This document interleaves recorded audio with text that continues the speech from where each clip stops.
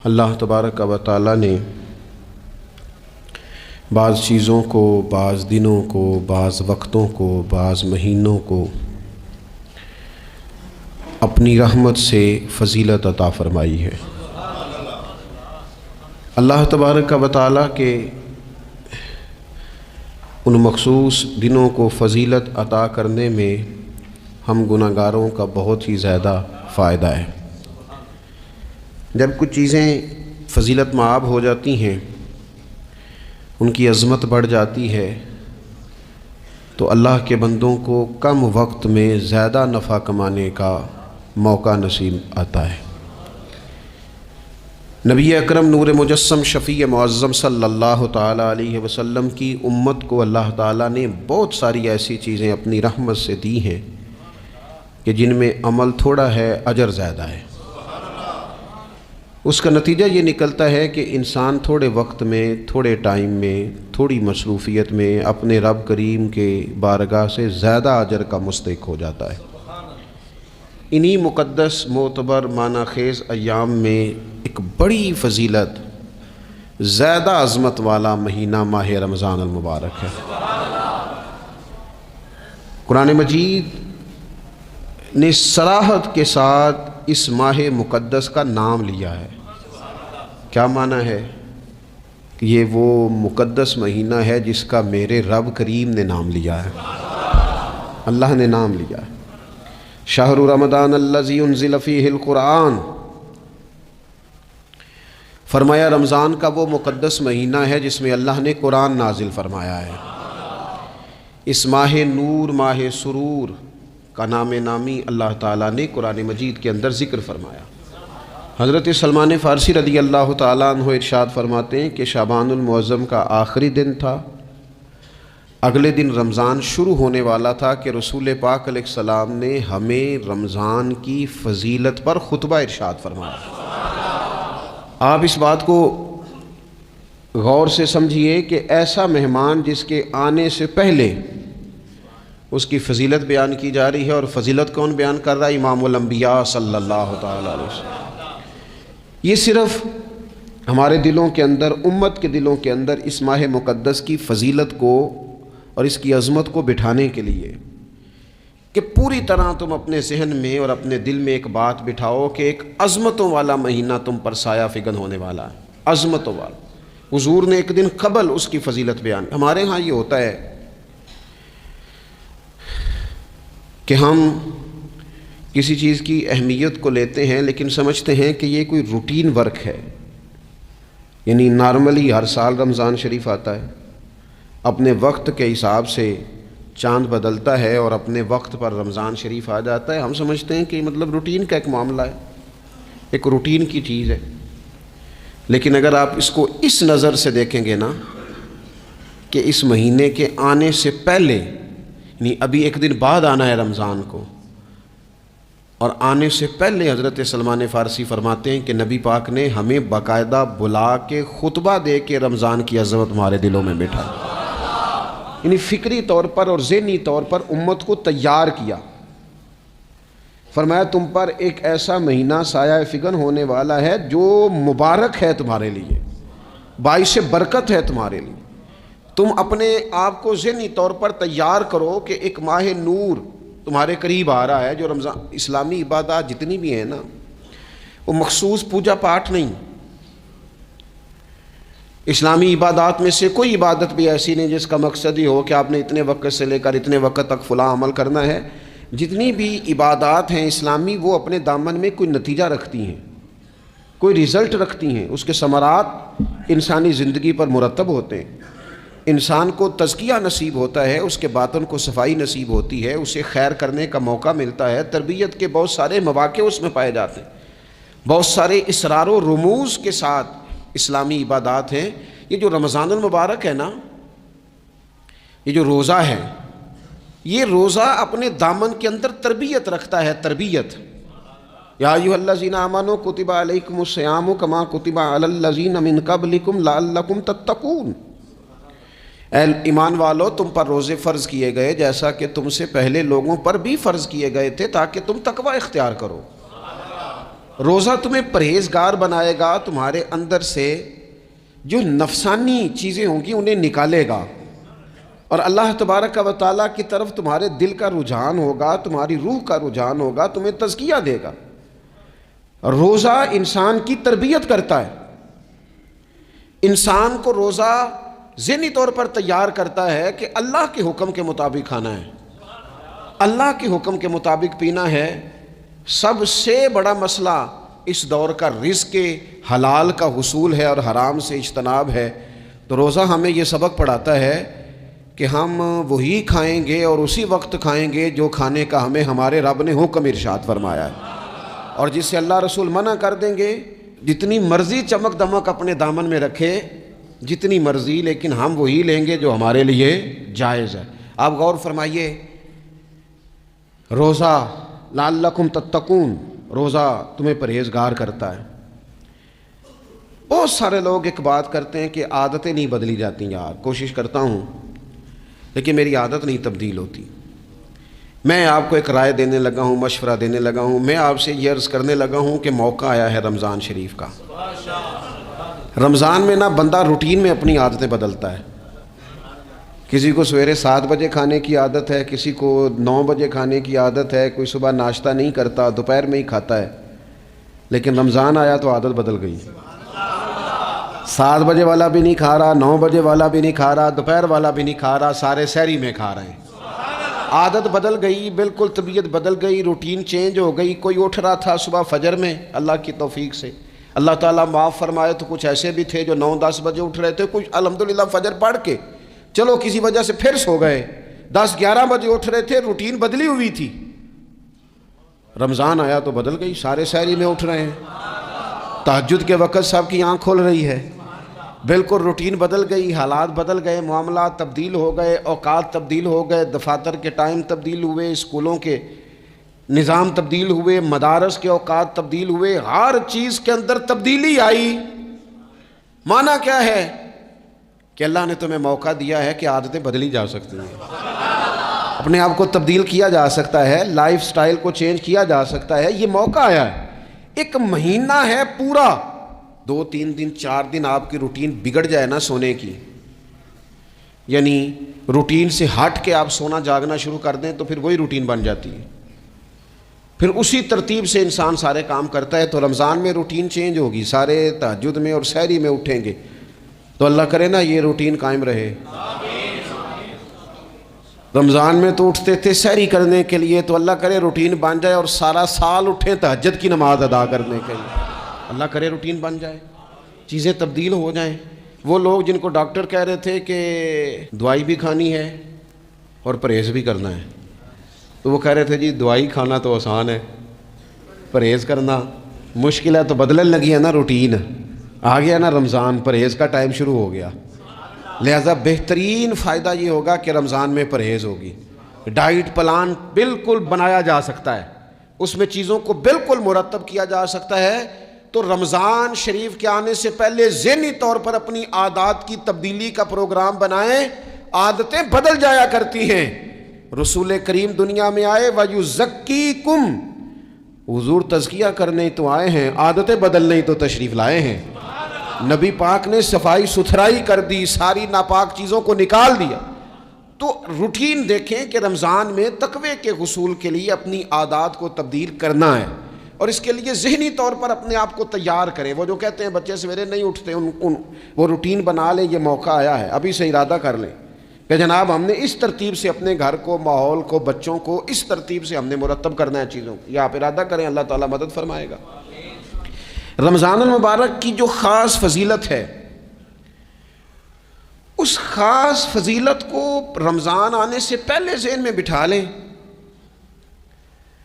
اور رمضان المبارک پورے کا پورا اس ذوق سے گزاریں کہ ذہن میں بات موجود ہو، ذہن میں، کہ دراصل رمضان کیا ہے۔ اللہ کے پیارے رسول صلی اللہ تعالیٰ علیہ وسلم نے فرمایا، اے لوگو تم پر ایک عظیم المرتبت مہینہ سایہ فکن ہو رہا ہے۔ حضور فرماتے ہیں شہر مبارک، فرمایا یہ بڑا برکت والا مہینہ ہے، یہ برکتیں لے کے آیا ہے، یہ رحمتیں لے کے آیا ہے، یہ اپنے ساتھ عنایات لے کے آیا۔ اور نبی اکرم صلی اللہ تعالیٰ علیہ وآلہ وسلم نے فرمایا جو بندہ بھی قرب الہی کی نیت سے رمضان میں نیکی کا طلبگار ہوگا، فرمایا وہ اگر نفل نیکی کرے گا نا تو اللہ تعالیٰ اسے فرض کے برابر ثواب عطا فرمائے گا۔ اور حضور علیہ الصلوۃ والسلام فرماتے ہیں جو اس مہینے میں ایک فرض ادا کرے گا اللہ 70 فرضوں کے برابر اجر عطا کرے گا۔ اپنے ذہن میں ایک بات بٹھائی جائے، ذہن میں یہ بات بٹھائی جائے کہ یہ نا برکت والا مہینہ ہے، اس میں میرا ثواب بڑا ضربوں کے ساتھ آگے بڑھے گا، ایک ذہن بنایا جائے اور پھر ثواب اکٹھا کرنا شروع کر دیا جائے، پھر وہ ترتیب بنا لی جائے، کاروباری نہیں، روحانی ترتیب، کاروباری نہیں، یعنی نئے سے نئے سٹال نہ تیار کیے جائیں، مہنگائی کیسے کرنی ہے اور کس طرح کر کے کن چیزوں کی آج کل مانگ ہوگی، کس ترتیب سے سودا پہلے ہی خریدنا ہے، مہنگا کیسے کرنا ہے، اللہ معاف کرے مصنوعی قلت کیسے پیدا کرنی ہے، کمائی کیسے کرنی ہے۔ رمضان کے اندر جناب لوگ ساری ترتیب لگا کے ساری، میرے ایک دوست ہیں میڈیکل کے شعبے سے وابستہ ہیں، تو وہ مجھے کہنے لگے کہ ڈاکٹر بھی اپنی روٹین بدلتے ہیں اور معدے والی ساری دوائیاں بھی اکٹھی کر لیتے ہیں کیونکہ رمضان آنے والا ہے، یہ زیادہ لوگ استعمال کریں گے۔ تو وہ ماحول نہ پیدا کریں کہ ہر چیز دنیا داری ہو جائے، ہر چیز دنیا داری نہیں، ہر چیز کو ایک نیا روپ دے دیا جائے اور نیا سے نیا مال کمانے کا سلیقہ بنایا جائے۔ میں اکثر کہا کرتا ہوں کہ رمضان تو اس لیے تھا نا کہ اس میں کم کھانا ہے، تھوڑا کھانا ہے، لیکن اگر بندہ کہے کہ میں نے صبح کا چونکہ کھایا نہیں لہذا اب شام کو اتنا کھانا ہے کہ ہفتے سے پہلے ڈاکٹر کے پاس بھی جانا ہے، میں نے وہ سارا پوری کرنی ہے روٹین، تو پھر وہ مقصد کو نہیں نہ سمجھا، پھر اس نے اس خوبصورتی کو نہیں پایا جو خوبصورتی اس کو دین دینا چاہتا تھا۔ ایک تو رمضان کی فضیلت کو سمجھنا ہے، اور پھر جب ہم روزہ دار ہیں، ہم نے روزہ رکھا ہوا ہے، تو نبی پاک علیہ السلام نے خود اس مفہوم کو کھول کے بیان کیا، فرمایا جس بندے نے جھوٹ نہیں چھوڑا، گناہ نہیں چھوڑا، گویا غیبت نہیں چھوڑی، بدی نہیں چھوڑی، تو اللہ کے محبوب علیہ الصلوۃ والسلام فرماتے ہیں پھر اللہ تعالیٰ کو اس کے بھوکا پیاسا رہنے کی تو کوئی ضرورت نہیں، کیونکہ لعلکم تتقون، تقوی اختیار کرنا تو روزے کا مقصد تھا، اور اگر اس نے وہ بات کو سمجھا ہی نہیں، استاد کے لیے صرف استاد ہو جانا ہی ضروری نہیں، اس کو پھر اپنے منصب کا لحاظ کرنا بھی ضروری ہے کہ میں استاد ہوں۔ والد کا صرف والد ہو جانا ہی کمال نہیں، اس کو پھر اس منصب کے تقاضوں کو بھی سمجھنا چاہیے کہ اب میں ایک باپ ہوں، اب میں روٹین میں وہ آزاد نہیں ہوں کہ جہاں میرا جی چاہے گا جاؤں گا، جہاں میری طبیعت چاہے گی میں کھاؤں گا، جہاں میرا دل کرے گا میں وہ کام کروں گا۔ اب آپ سرپرست ہیں، سربراہ ہیں، انسان دیکھیں نا، ایک شخص ہے وہ عالم ہے، علم پڑھ لینا صرف کمال نہیں، وہ اپنے منصب کو بھی تو سمجھے نا، اس منصب کے وقار کو، اس کے لحاظ کو بھی تو سمجھے نا۔ ایک آدمی اگر عمر رسیدہ ہے، بڑا ہے، بزرگ ہے، اور وہ چاہتا ہے کہ میری بزرگی کی وجہ سے میرا اکرام کیا جائے، تو اسے اپنے منصب کا بھی لحاظ کرنا پڑے گا۔ اس کو حضرت سعدی فرمایا کرتے تھے میں نے 18 سال کے بزرگ دیکھے اور میں نے 75 سال کے بچے دیکھے۔ حضور کیا مطلب؟ فرمانے لگے عمر ہو گئی لیکن اپنے منصب کا خیال نہ کیا، عادات بچوں والی رہی۔ اور فرماتے میں نے ایسے لوگ دیکھے جن کو شروع وقت میں ہی اللہ والوں کی صحبت نصیب آئی، تو وہ جو بزرگی ہے وہ پھر عمر کی وجہ سے نہیں ملی، وہ اللہ نے علم اور عمل کی وجہ سے عطا فرما دی۔ تو اپنے منصب کا لحاظ کرنا کہ میرا یہ منصب ہے۔ اسی طرح جب ہم نے روزہ رکھا ہوا ہوگا نا تو پھر ہم نے اس منصب کا بھی لحاظ کرنا ہے کہ میں روزے دار ہوں، پھر خالی بھوکے پیاسا نہیں رہنا۔ رسول پاک صلی اللہ تعالی علیہ وآلہ وسلم نے پتہ ہے روزے دار کی فضیلت کیا بیان فرمائی؟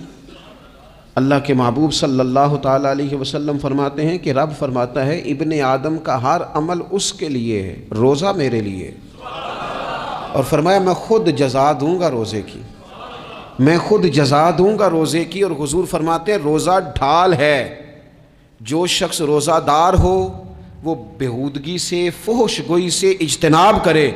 اور اللہ کے محبوب صلی اللہ تعالی علیہ وسلم فرماتے ہیں اگر کوئی شخص اسے گالی دے اگر کوئی شخص اس سے جھگڑا کرنا چاہے تو پتہ کیا جواب دے؟ اسے کہے بھئی میں روزے دار ہوں، میرے منصب کا تقاضا نہیں کہ میں تیرے ساتھ الجھوں۔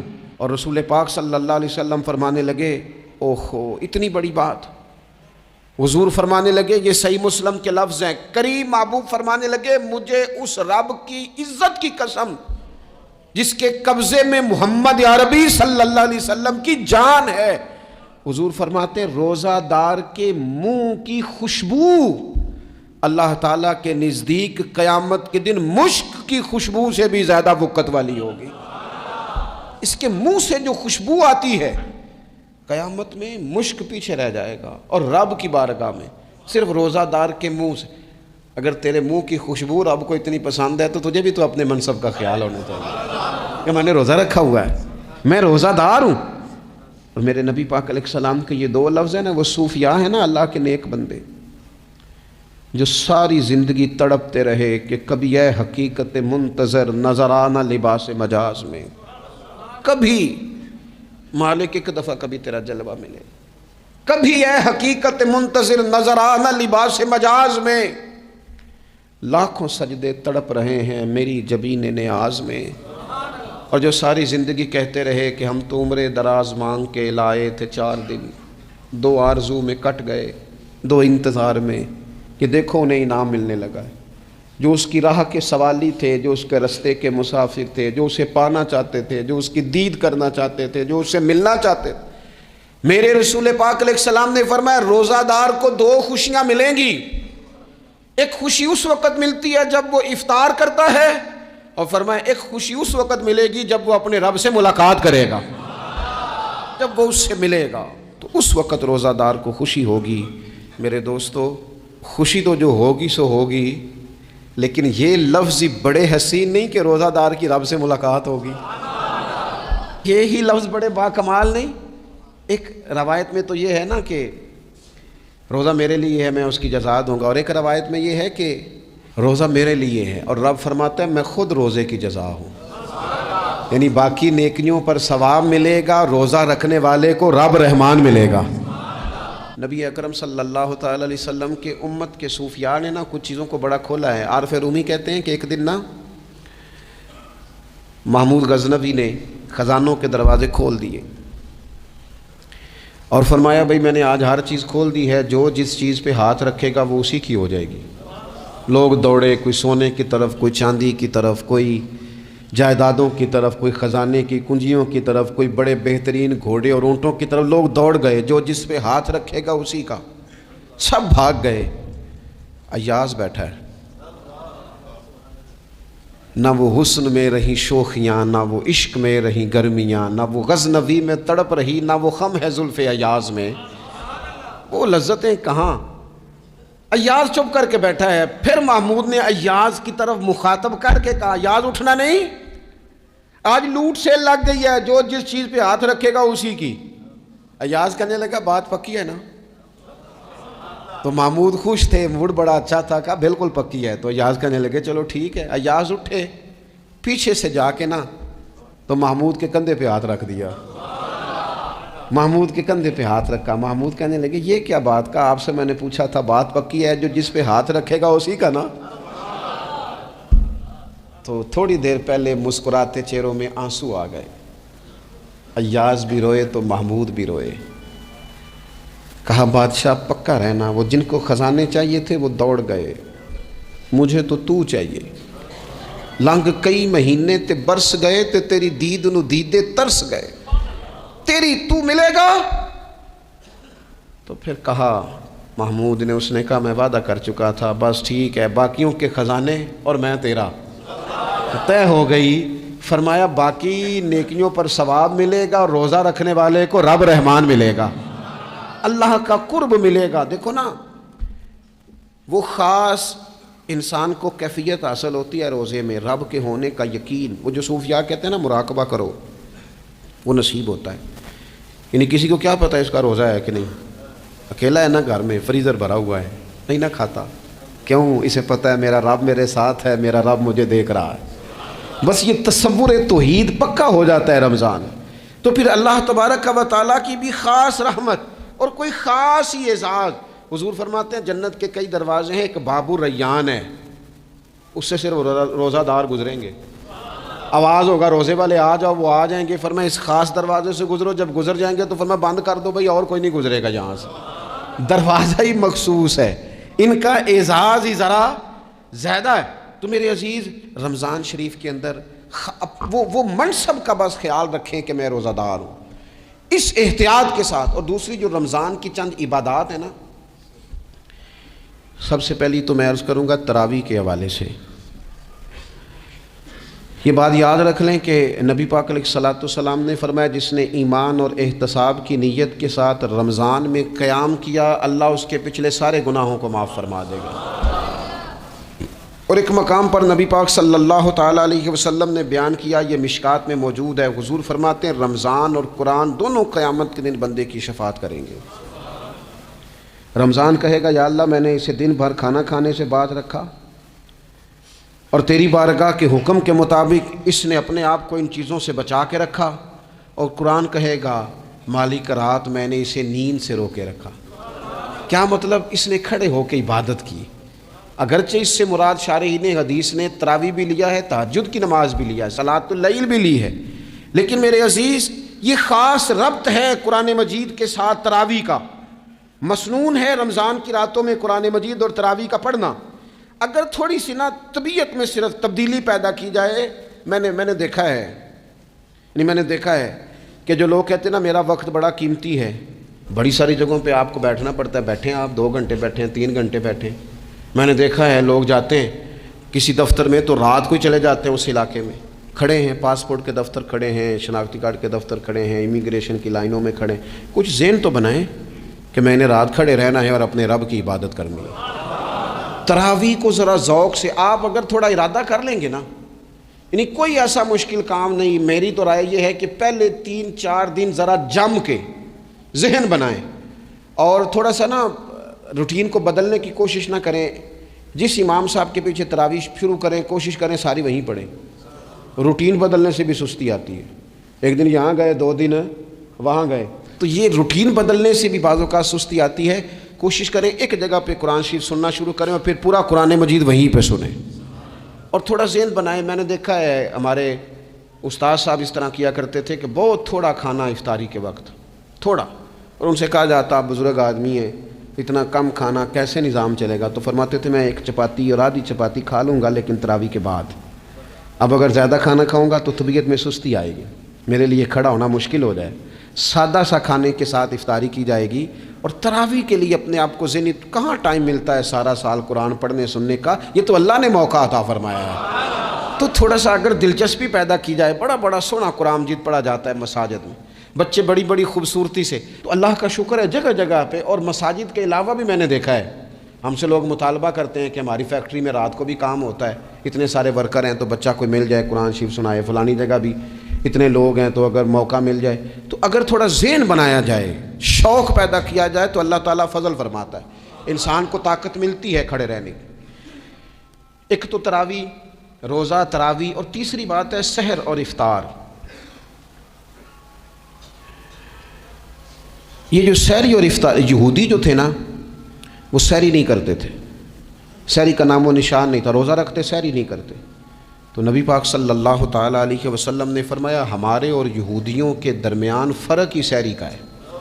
اور نبی پاک صلی اللہ تعالیٰ علیہ وآلہ وسلم نے فرمایا سحری کھایا کرو, سحری کھانے میں برکت ہے. اور اگلی بات سننی ہے آپ نے تو خوش ہو جانا ہے, سحری کو معمولی نہ سمجھے, سحری کرنا عبادت ہے. ہاں آپ مت سمجھیں کہ میں روٹی کھا رہا ہوں, یہ تو میرے سامنے دہی رکھا ہوا ہے, یہ تو سالن رکھا ہوا ہے, یہ تو اچار رکھا ہے, تو چپاتیاں رکھی ہیں. سحری کھانا عبادت ہے. آپ صبح اٹھے, آپ کی تو روٹین ہی اور تھی, تو 7 بجے کھاتے تھے, 9 بجے کھاتے تھے. یہ جو آپ صبح کھا رہے ہیں اٹھ کے سحری میں, اپنی مرضی سے تھوڑی کھا رہے ہیں, یہ تو کسی کے کہنے سے کھا رہے ہیں, یہ تو کسی کے بٹھائے بیٹھے ہیں. یہ جو سحری کا لنگر ہے یہ رب رسول کی رحمت کے ساتھ عطا ہوتا ہے, یہ کرم ہے, یہ اللہ رسول کے بٹھائے بیٹھے. کیا میرے رسول پاک صلی اللہ تعالیٰ علیہ وآلہ وسلم نے بات کھولی ہے, ترغیب و ترہیب میں حدیث ہے. اللہ کرے یہ کبھی چسکا لگ جائے, یہ والا مزہ آ جائے, تو پھر تو گھر میں دسترخوان نہیں بچھا ہوا ہوگا, پھر تو رنگ ہی کوئی اور ہوگا. حضور فرماتے ہیں اللہ تعالیٰ اور اس کے فرشتے سحری کھانے والوں پر رحمتوں کا نزول فرماتے ہیں. کھائی روٹی جا رہی ہے، پکا ہوا کھانا ہے، لیکن حضور فرماتے ہیں رب بھی رحمتیں فرما رہا ہے اور اللہ کے حکم سے فرشتے بھی رحمتوں کا نزول کر رہے ہیں سحری کھانے والوں پر. تو خوب توجہ سے، ذوق سے، شوق سے. اور پھر جو افطار کا معاملہ ہے، حضور فرماتے ہیں جب روزہ کھولنے والا روزہ کھولتا ہے تو جو دعا مانگتا ہے رب قبول فرما لیتا ہے. یعنی افطار کا وقت ایسا ٹائم ہے جو دعاؤں کی قبولیت کا وقت ہے. افطار کرنا بھی ہے، کرانا بھی ہے. مہنگائی ذرا عروج پہ چلی گئی ہے. میں بار بار کہتا ہوں، مجھ سے نا لوگ دعا کے لیے مجھے کہتے کہتے اپنے کئی دکھ بتا دیتے ہیں. تھوڑا سا نا افطاریاں مہربانی فرمائیے گا، سیاسی نہ کیجیے گا. وہ جن سے مال لیتے ہیں، وہ جن کو مال دیتے ہیں، وہ جن سے ووٹ لینے ہیں، وہ جنہوں نے ووٹ لینے ہیں، اس بنیاد پر سحر افطار کے بندوبست نہ کریں رضائے الہی کے لیے. میرے محبوب فرماتے ہیں جس نے رب کی رضا کے لیے کسی کو افطار کرایا، جتنا ثواب اللہ روزہ رکھنے والے کو دے گا اتنا افطار کرانے والے کو بھی عطا کرے.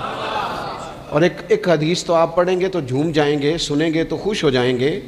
المعجم الکبیر میں موجود ہے. نبی پاک علیہ السلام فرماتے ہیں جس نے حلال کھانے اور حلال پانی سے کسی کا روزہ افطار کرایا نا، ذرا دیکھنا غریبوں کے گھروں کو جھانکنا، ذرا اپنے عزیزوں میں ایک نظر دوڑا لینا، ذرا رمضان کی نیت کر کے رمضان سے پہلے ہی غرباء تک راشن پہنچا دینا، ان کی فکر دور ہو جائے. وہ پہلی شام ہی اپنے بچوں کے ساتھ آسودہ حال ہو کے بیٹھیں. دیکھ لینا یہ نہ ہو کہ ایک بھائی کھول کے کھا رہا ہو اور دوسرے کے بچے منتظر ہوں کہ آج سحر افطار میں کیا کرنا ہے. اپنے گلی محلے میں دیکھ لینا. ہم اس رسول کے ماننے والے ہیں جنہوں نے فرمایا میں اسے مومن ہی نہیں جانتا جو پیٹ بھر کے کھائے اور اس کا ہمسایہ بھوکا رہ جائے.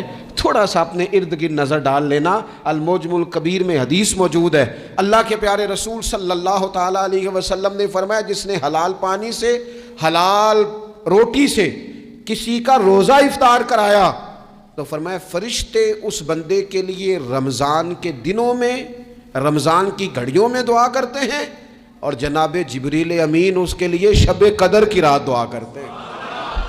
حضرت جبریل شب قدر میں دعا کریں گے خاص رات، یا اللہ اس بندے پر فضل فرما، اس نے تو غریب آدمی کو افطار کرا. یہ ایک عبادت ہے، اس عبادت کا خیال کریں. پھر اعتکاف آئے گا، رمضان کے آخری 10 دنوں کا اعتکاف.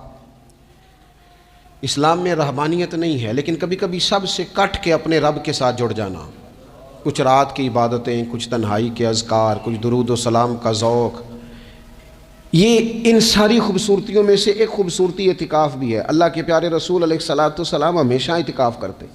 اور حضرت عطا بن رباح رضی اللہ تعالیٰ عنہ کیسی خوبصورت بات ارشاد فرماتے ہیں معتکف تو اس آدمی کی طرح ہے جیسے کسی بندے کو کسی کے ساتھ کوئی کام پڑ جائے نا تو وہ جا کے اس کے دروازے پر بیٹھ جاتا ہے کہ جب تک میرا کام ہوگا نہیں میں جاؤں گا نہیں. فرماتے ہیں یہ اعتکاف والا بھی آ کے رب کریم کے گھر بیٹھ گیا ہے کہ جب تک تو معاف نہیں کرے گا میں جاؤں گا نہیں، جب تک تو بخشش نہیں کرے گا میں اس دروازے سے ہٹوں گا نہیں. حضرت ابن عباس رضی اللہ تعالیٰ عنہ نبی پاک علیہ السلام کے روضہ انور کی طرف اشارہ کر کے کہا کرتے تھے زیادہ دیر نہیں ہوئی، اشارہ کر کے کہتے تھے زیادہ دیر نہیں ہوئی، اس روضہ مبارک میں آرام فرما. رسول رحمت علیہ السلام سے میں نے اپنے کانوں سے سنا ہے، اور جب یہ بات ارشاد فرماتے تھے تو روتے بھی تھے. فرماتے ہیں میں نے خود نبی پاک علیہ الصلوۃ والسلام سے سنا ہے کہ جو شخص اللہ تعالیٰ کی رضا کے لیے ایک دن کا بھی اعتکاف کرے گا نا، اللہ تبارک و تعالیٰ اس کے اور جہنم کے درمیان 3 خندقوں کی آڑ بنا دے گا. اور فرمایا ان کی مسافت زمین و آسمان سے بھی زیادہ ہوگی. یعنی 3 خندقیں اتنی بڑی جن کی چوڑائی زمین آسمان سے بھی زیادہ ہوگی. ایک دن اعتکاف کر لے تو اللہ اس بندے کو دوزخ سے اتنا دور فرما دے گا. بہت سارے لوگ ہیں جن کو بڑا ٹائم ملتا ہے چھٹیاں گزارنے کے لیے، کبھی کسی سیاحتی مقام پر، کبھی کسی سیاحتی مقام پر، خرچہ بھی مل جاتا ہے، کام بھی ہو جاتا ہے، سارے سلسلے ہی بن جاتے ہیں، بڑی بڑی جگہوں پہ لوگ جا کے ٹائم گزارتے ہیں. تو ایسا نہ ہو کہ 10 دن اللہ کے گھر میں بھی گزارے جائیں. علماء نے لکھا ہے کہ کوشش تو کریں ہر سال اعتکاف ہو، نہ ہو سکے تو چلو چند سالوں کے بعد ہو جائے. اور فرماتے ہیں کہ زندگی میں ایک دفعہ تو اس سنت کو ضرور ادا کرنا چاہیے. کوئی بندہ ایسا نہ ہو جو محروم رہ جائے، زندگی میں ایک بار صحیح پر اعتکاف کے ساتھ اپنے آپ کو وابستہ ضرور کریں۔ رمضان المبارک کے اندر آخری عشرہ شب قدر کی تلاش کا عشرہ ہے۔ اللہ کے پیارے رسول صلی اللہ تعالیٰ علیہ وسلم ان 10 دنوں میں خود بھی عبادت کرتے تھے اور گھر والوں کو بھی جگایا کرتے تھے، اور اپنے اہل خانہ کو تاکید فرماتے تھے کہ اٹھو اٹھو، آگے بڑھو، یہ آرام کرنے کے دن نہیں ہیں۔ ہمارے ہاں یہ ہوتا ہے کہ وہ جو آخری 10 دن زیادہ عبادت کے تھے، شب قدر کی تلاش کے تھے، وہ آخری 10 دن سارے بازار میں گزر جاتے ہیں، کپڑے سلوائے جا رہے ہیں، کپڑے خریدے جا رہے ہیں، جوتے خریدے جا رہے ہیں، واپس کیے جا رہے ہیں، دوبارہ لیے جا رہے ہیں، سفر ہو رہا ہے، آنا جانا ہو رہا ہے، عیدیاں بٹ رہی ہیں۔ تو یہ سارے کام جو آخری عشرے میں کرنے ہیں، جو زیادہ عبادت کے دن تھے، وہ سارے کام تو رمضان سے بھی پہلے کر لینے چاہیے۔ کپڑے رمضان سے پہلے خریدے جائیں، پہلے سلوا لیے جائیں، جوتے پہلے لے لیے جائیں، ضرورت کے کام پہلے کر لیے جائیں۔ جہاں آپ کو جو بانٹنا ہے وہ رمضان سے پہلے کریں۔ وہ مفت کی اپنے دل کو مطمئن کرنا کہ اب میرے پاس یہ بڑے، میں خیر کا کام کرنے نکلا ہوا ہوں، میں عیدی بانٹنے جا رہا ہوں، یہ پہلے بانٹنے تھے۔ یہ عجیب بات ہے کہ جو زیادہ وقت مسجد میں گزارنے کا ٹائم تھا وہ سارا ہم نے ضائع کر دیا، وہ ادھر ادھر بازاروں کی نظر ہو گیا، میل ملاپ کی نظر ہو گیا۔ تو اگر چیزوں کو مرتب کیا جائے، میں تو دوستوں سے کہا کرتا ہوں، زکوٰۃ کا حساب، صدقات کا حساب، صدقات فطر کا حساب، جتنے بھی روٹین کے کام ہیں اس کو کوشش کریں رمضان شریف سے پہلے آپ ترتیب دیں، آپ ان چیزوں کو پہلے سے مرتب کریں تاکہ وہ بہترین ہو جائیں۔ ہم تو اس دین کے ماننے والے ہیں جہاں نیت کرو تو اجر شروع ہو جاتا ہے۔ آپ رمضان کی نیت سے جو آج خرچ کریں گے اس کو اللہ تعالیٰ رمضان کے ثواب کے برابر ہی اجر عطا فرمائے گا۔ لیکن وہ ہم کچھ لوگ بڑا ایک صاحب مجھ سے کہنے لگے جی میں نے سنا ہے صدقہ فطر آخری عشرے میں ہی دینا چاہیے۔ میں نے کہا آپ کا پروگرام تب دینے کا، اس لیے آپ نے یہ گاڑا کر کے سن لیا، ذرا اس کو آپ نے زیادہ غور سے سن لیا ہے۔ آپ جب ضرورت محسوس کریں، جب آپ سمجھیں کہ کسی کو ضرورت ہے، ضرورت کے وقت کوئی چیز کام نہ آئی تو پھر کب جا کے کام آئی۔ تو میری آپ سے یہ اپیل رہے گی کہ پہلے سے چیزوں کو مرتب کریں، معاملات کو پہلے سے طے کریں۔ وہ لوگ بڑے اچھے ہوتے ہیں جو وقت پر منصوبہ بندی کرتے ہیں، جو چیزوں کو ٹائم پہ مرتب کرتے ہیں۔ وہ ٹائم جو ہمارا بالکل اللہ کی بارگاہ میں حاضری کا ہے، عبادات کا ہے، اگر وہ سارا گاڑیوں کی نظر ہو جائے گا، اسفار کی نظر ہو جائے گا تو ہم نے حاصل کیا کیا۔ ایک بات آخر میں بڑے درد کے ساتھ آپ کی خدمت میں عرض کرنی ہے، ہر سال کہتا ہوں، اس سال بھی کہوں گا، ذاتی اخراجات کو کچھ کم کیا جائے۔ ذاتی اخراجات نہ کچھ لوگوں کے بہت زیادہ ہیں، ان کے اپنے لباس کے، کپڑوں کے، اور وہ اخراج میں نے پچھلے جمعے بھی کہا تھا، اسلام ذبائش کی اجازت دیتا ہے، نمائش کی اجازت نہیں دیتا۔ نمائش والے کام اگر تھوڑے چھوڑ دیے جائیں کچھ بھی نہیں ہوتا۔ میں تو شاید اگر میں سینکڑوں کہہ دوں تو غلط نہیں ہوگا، لیکن 20 تو لوگ ایسے ضرور ہوں گے کہ جو عید ساری سو کے گزارتے ہیں، سارا دن سوئے رہتے ہیں، پتہ نہیں وہ اتنے مہنگے مہنگے کپڑے کس لیے خریدتے ہیں۔ عید کی نماز پڑھی، سو گئے، اور بھئی آپ کا فون بند تھا جی میں سو رہا تھا جی، تو بھئی وہ جو آپ نے 1.5 مہینہ درزی کے پاس آنا جانا لگایا وہ کس مقصد کا؟ رات کوئی پہننا تو کوئی پرانا جوڑا پہن لیتے۔ ایسی مصیبت کیا بنی ہوئی؟ اتنے مہنگے کپڑے خریدے، اتنا مہنگا جوتا لیا اور دن سارا سو کے گزار دیا۔ ذاتی اخراجات کم کریں۔ پتہ کیا ہے، فرق بہت بڑھتا جا رہا ہے، بہت بڑھتا جا رہا ہے۔ یعنی ایک جگہ پہ چیزیں پڑی ہیں، خراب ہو گئی ہیں، کھانے کا ٹائم نہیں، پہننے کا ٹائم نہیں، اور ایک جگہ وہ ہے کہ جہاں لوگ دوائی کو ترس رہے ہیں۔ گندم امیر شہر کی ہوتی رہی خراب، اور بچی کسی غریب کی فاقوں سے مر گئی، اور کسی نے کہا تھا کہ غریب شہر تو فاقوں سے مر گیا لیکن امیر شہر نے ہیرے سے خودکشی کر لی، اللہ معاف فرمائے۔ تو بہت ساری جگہوں پہ لوازمات زیادہ ہیں، اخراجات زیادہ ہیں، تکلفات زیادہ ہیں۔ اس رمضان میں مہنگائی کا جو زور ہے، حالات کی جو سنگینی ہے، اور تھوڑا پیچھے جائیں تو غریب علاقوں میں جس قسم پرسی کے ساتھ لوگ اپنا وقت بتا رہے ہیں، اگر صرف امیر لوگ اپنے کچھ ذاتی اخراجات کو کنٹرول کرنے میں کامیاب ہو جائیں تو بڑے سارے لوگ ایسے ہیں جن کے لیے وہ خوشیاں بانٹنے کا ذریعہ بنیں گے، اسباب۔ اور ویسے بھی زندگی سادہ کریں، آسان ہو جائے گی۔ زمین پر چلیں، آپ محسوس کریں گے کہ زندگی بہتر ہو گئی ہے، آسانی والی ہو گئی ہے۔ اللہ کی بارگاہ میں دعا کرتا ہوں اللہ تعالی ہم سب کو سمجھ نصیب فرمائے۔